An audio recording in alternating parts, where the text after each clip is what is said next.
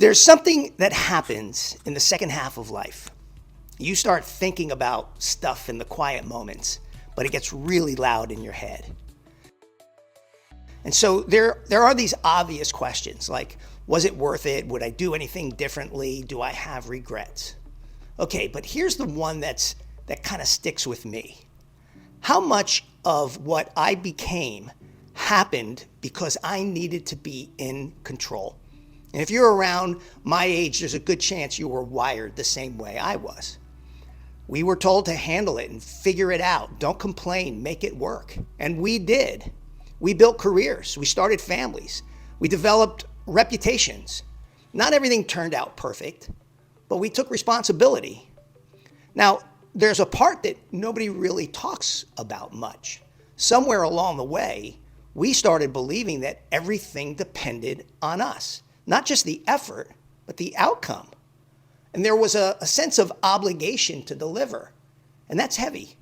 Because when you think everything rises and falls on your shoulders, you never really rest.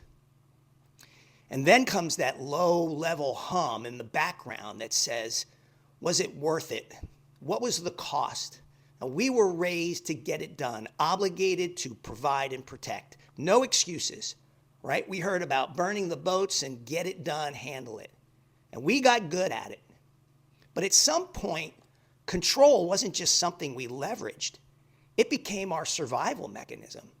And to make matters worse, we are bombarded daily with messages telling us to double down. Write your story, own your future, control the narrative. And it sounds great, strong, empowering. But part of me is starting to wonder, what if that's exactly why we're so exhausted? Maybe that's why so many of us feel worn down, because carrying the weight of every outcome for over 30 years gets pretty heavy. Am I right? These days, I'm beginning to believe that though the responsibility was ours, authorship wasn't. That there is actually a better authority in how outcomes unfold. Not to make us passive, but to keep us from pretending that we control everything. Look, maybe you built something solid. People respect you. You did everything that you were supposed to do. I'm just starting to wonder if that was the assignment. Because if I'm at this stage in life and still pondering the what ifs, then maybe I need to start trusting in who I am instead of what I'm trying to become. Now, I can tell you this much. When I'm gripping the pen really tight, life feels like I'm constantly trying to prove something. But when I loosen my grip, even if it's just a little bit, something starts to shift. I'm not weaker and I'm not passive. I'm just not pretending that I control everything anymore. I'm doing great work and I'm letting the laws of creation do their thing. And that feels lighter.